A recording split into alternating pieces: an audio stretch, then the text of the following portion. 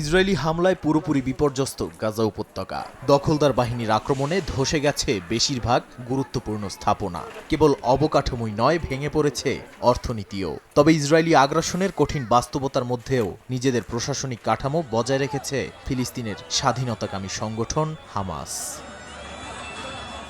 আন্তর্জাতিক বিভিন্ন গণমাধ্যমের খবর, গোপন নেটওয়ার্কের মাধ্যমে হামাস হাজার হাজার সরকারি কর্মচারী ও সংগঠনের বেসামরিক সদস্যদের হাতে বেতন পৌঁছে দিচ্ছে। ব্যাংকিং ব্যবস্থা সম্পূর্ণ অচল হয়ে পড়লেও সংগঠনটি প্রতি 10 সপ্তাহ পরপর অন্তত $70 লাখ অর্থ বিতরণ করছে 30,000 সদস্যের কাছে। পুলিশের সদস্য কর্মকর্তা থেকে শুরু করে শিক্ষক সহ এই কাঠামোর আওতায় রয়েছেন অনেকে। যুদ্ধপূর্ব বেতনের 20% পেলেও নিয়মিত এই অর্থ প্রদান একটি গুরুত্বপূর্ণ প্রাতিষ্ঠানিক ধারাবাহিকতা রক্ষা করছে।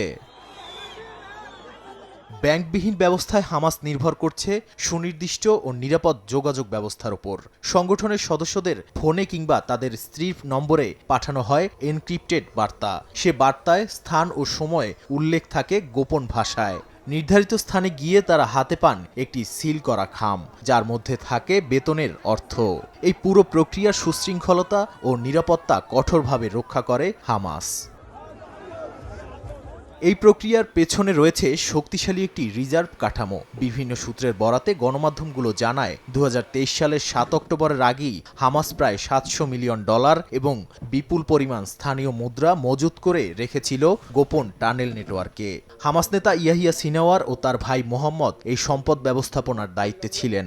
এই তহবিলই যুদ্ধকালেও সংগঠনটির প্রশাসনিক কার্যক্রমের চালিকা শক্তি হয়ে উঠেছে। কেবল নগদ অর্থই নয়, সংগঠনের সদস্যদের জন্য হামাস চালু রেখেছে জরুরি খাদ্য সামগ্রী বিতরণের কর্মসূচিও।